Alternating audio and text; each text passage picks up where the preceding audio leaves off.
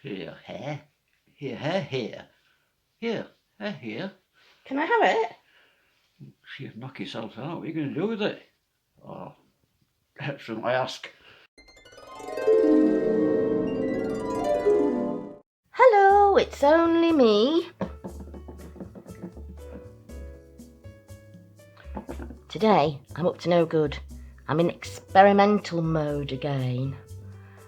I was thinking, right, that I've seen quite a few, say a couple of videos recently about using banana skins, some banana proteins that are in the skins in soap, and you use silk in soap. So I'm just thinking, well, human hair is made out of protein, it's made out of keratin. Why don't I have a go at making some soap containing human hair? Now, I know that you might be thinking, ooh, that's gross, it's weird, it's odd, it's uncanny, but people wear human hair wigs, don't they? What's weird about it? I've seen breast milk soap videos. Is a human hair soap any more weird than that? Anyway, I'll tell you what I did. Now, I've just cut my hair. I thought my hair's not great for trying to use in a soap because I dye it for a start off. And then I looked at my friend whose hair is actually grey, not dyed or anything, and he was in sore need of a haircut. So, got the scissors out and got me some hair. And here it is. Now, his hair is very soft and silky. I don't know if that makes a difference. But of course, I wanted to know about hair. I'll pop that down there to freak you out. I wanted to dive a little bit deeper into hair and see what's going on there. So I discovered, and I don't know if you can read this, but I'll read it out anyway.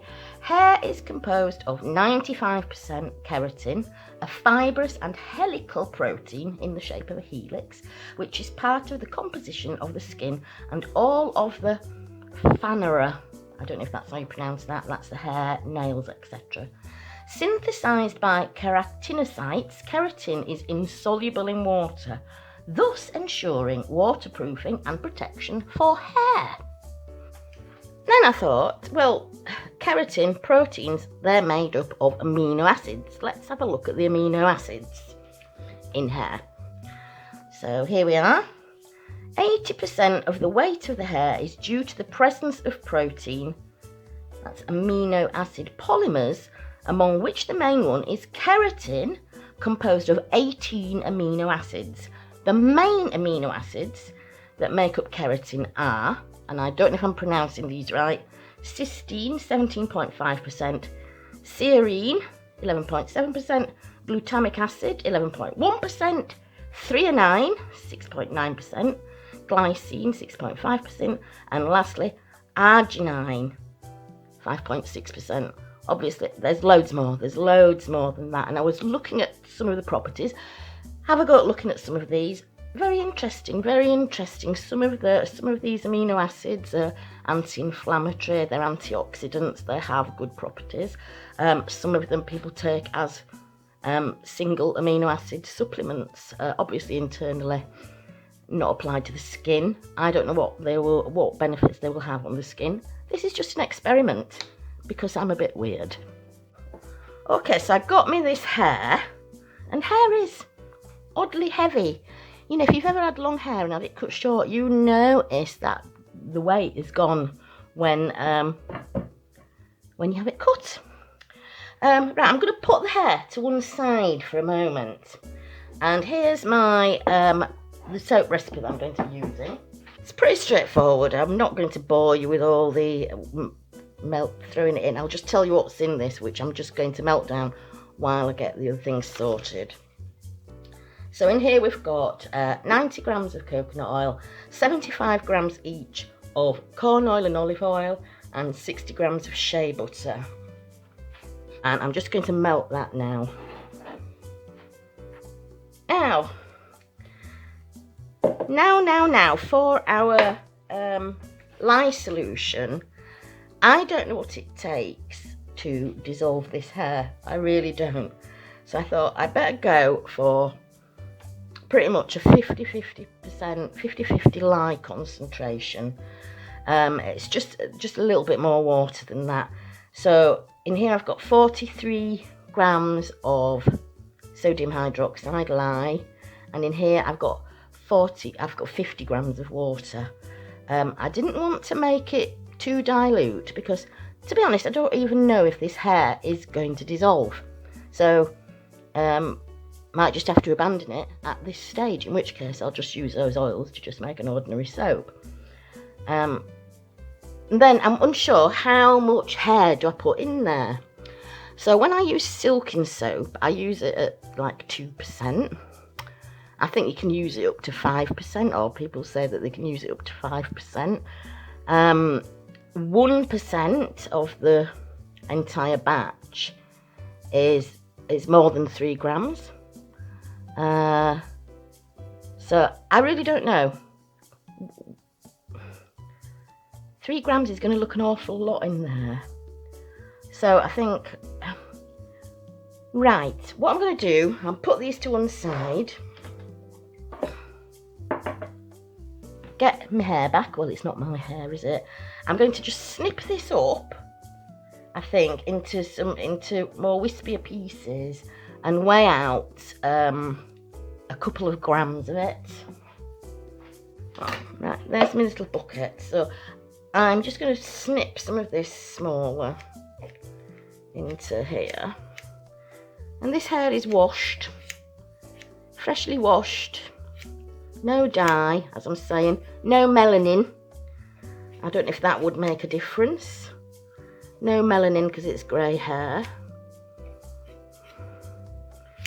And whatever I don't use here, this might come out really great, this soap. Save it, make some more. And if you're one of my friends watching, don't worry, I won't be passing off a soap with human hair in it. Even to you. Even though I can't see anything wrong with it really, because people, like I say, would wear a real human hair wig. So what's the difference? That looks nice and fluffy. You don't want to watch me snipping all this. So zoom through it.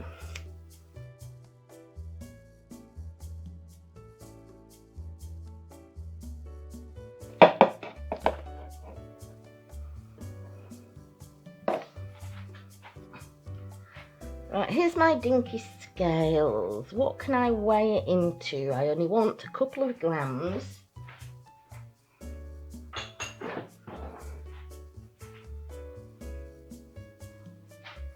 Put it in this little glass that I usually put my fragrance oils in.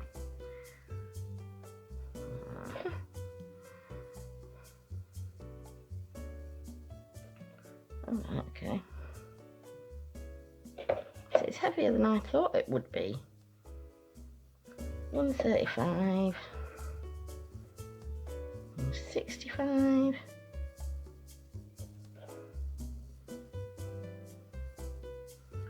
A little bit over. Oh, the things I do. I know it's so macabre. I do feel a bit macabre. I do feel a bit mad scientist at this point, using human hair. But I'm doing it anyway.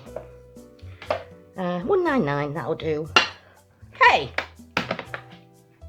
Right, I'm going to put my gloves on for this because I don't know what's going to happen. 2 ticks. Right, okay, let's go. From what I was reading, human hair does have some small fatty elements in it, so I don't know what that will do either. So I'm just going to stir that up, and then I'm going to add the hair.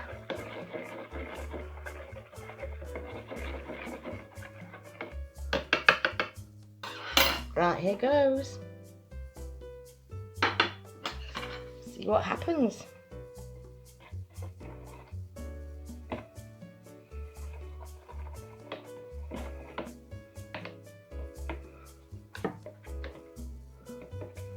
Is it dissolving? didn't dare put the lye into glass so you could see it better, so I hope you can kind of see what's happening here. It's going a bit yellow. So it doesn't seem to be dissolving that well, but it's obviously dissolving because the liquid's changed colour. So I might just have to kind of leave it to break down maybe for a while, or maybe I've just put too much in. Whatever happens, if there's still some hair still left in there, it's just gone into like a big wodge, a big like blobby thing, I will probably sieve it out.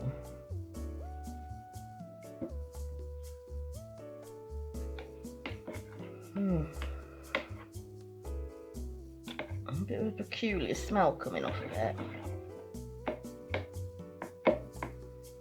Right, I don't really care if this goes too cold. What I'm going to do is I'm just going to leave that now for a while. It is very hot, very hot. Leave that for a while now and see if it will dissolve the whole lot down. While my oils are melting, then I'll be back.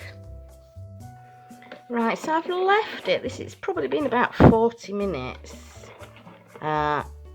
It's largely dissolved, but there's still a couple of clumps in. I probably put too much in. I don't know. I just no idea how much to put in. So I'm going to add this to the oils. I'll sieve it out.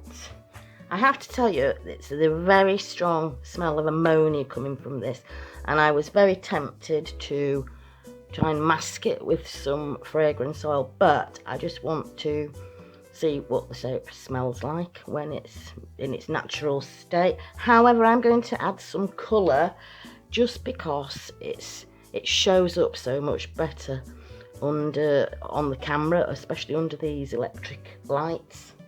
So right, let's get on with it.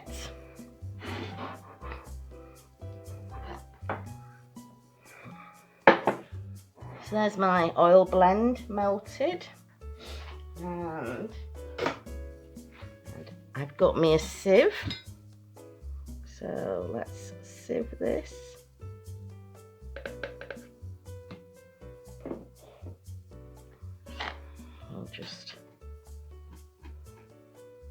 It has mostly dissolved. There's just I put quite a lot in there. That's very hard, is that lump there. Anyway, I better get on with it. Right, there's our hair lye solution. Let's blend it.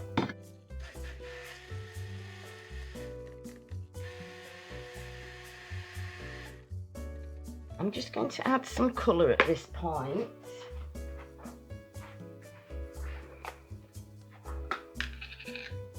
£300 grams is about the smallest amount I can get away with, as far as the blender's concerned. That's probably going to be really, really blue. Let's see.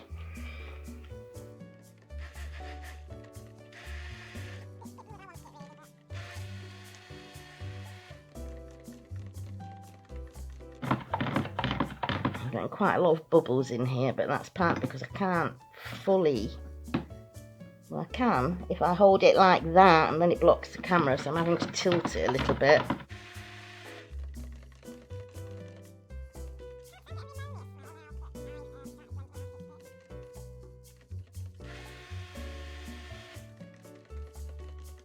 Can't say I'm getting the ammonia smell now that I've added the lye to the oils, but let's see, a little bit more blending.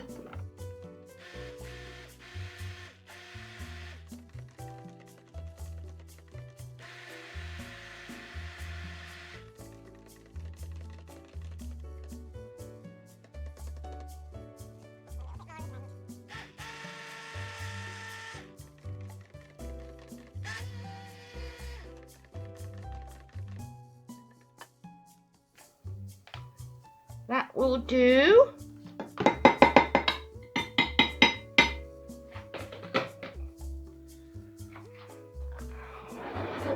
Okay, let's get it in the little mould.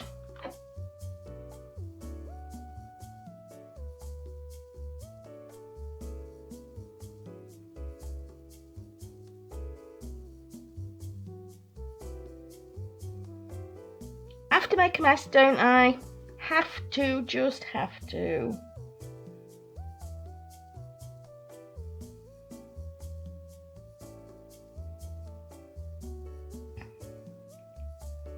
So that 300 grams is more or less just the right amount to fill this mould.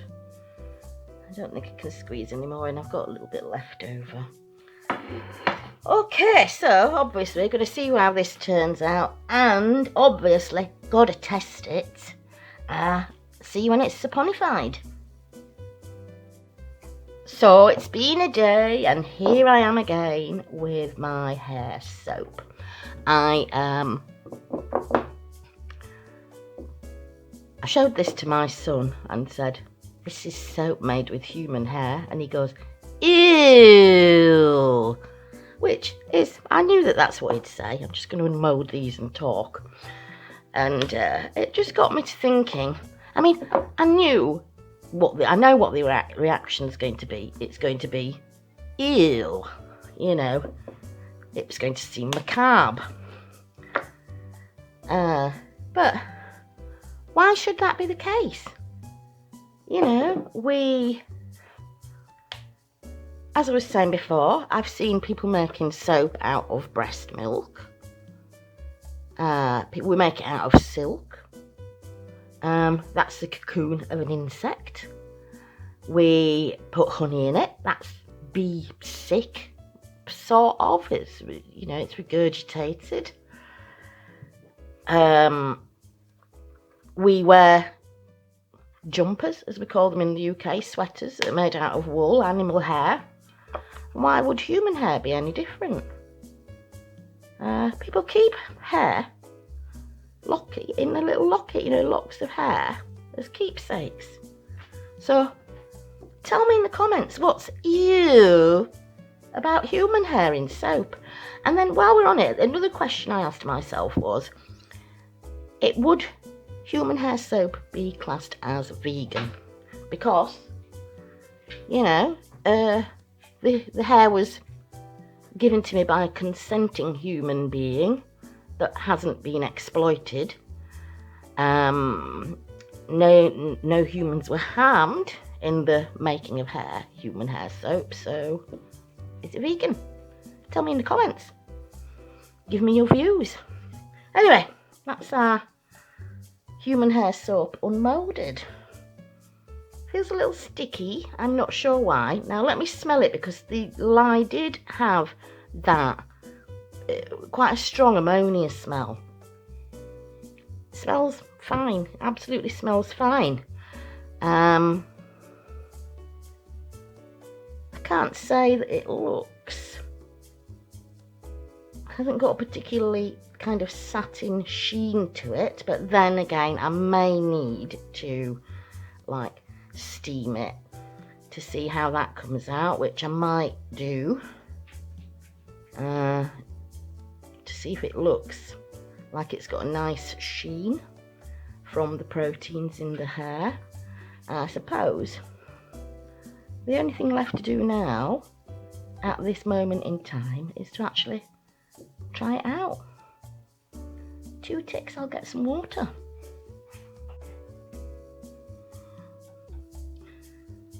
Shellac.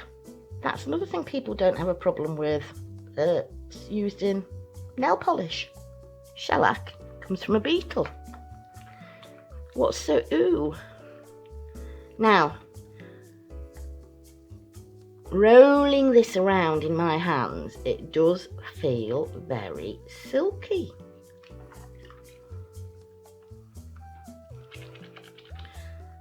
And you know, it's soap, so it's going to bubble up.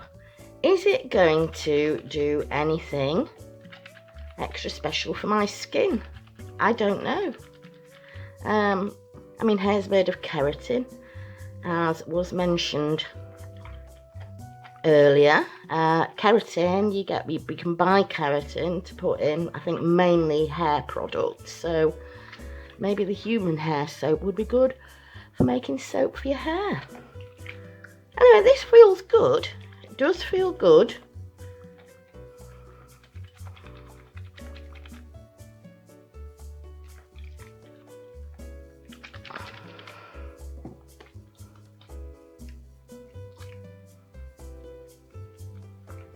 It does kind of feel silky. It does feel very smooth. The other thing was that this came through the letterbox today. Same colour, how uncanny. Anyway, maybe I should have waited to do this for Halloween or something, because I do know that it's evil. You know, but I do dare at the same time. Anyway, this feels good. It does feel good, actually. So, next time, you know, get your hair cut. Or cut anybody's hair. Save it and make some soap, if you dare. Right, that's me for today. What I'm going to do now is I'll probably steam these, shine them up, and leave some photos at the end to see if they look nice and have a nice sheen on them.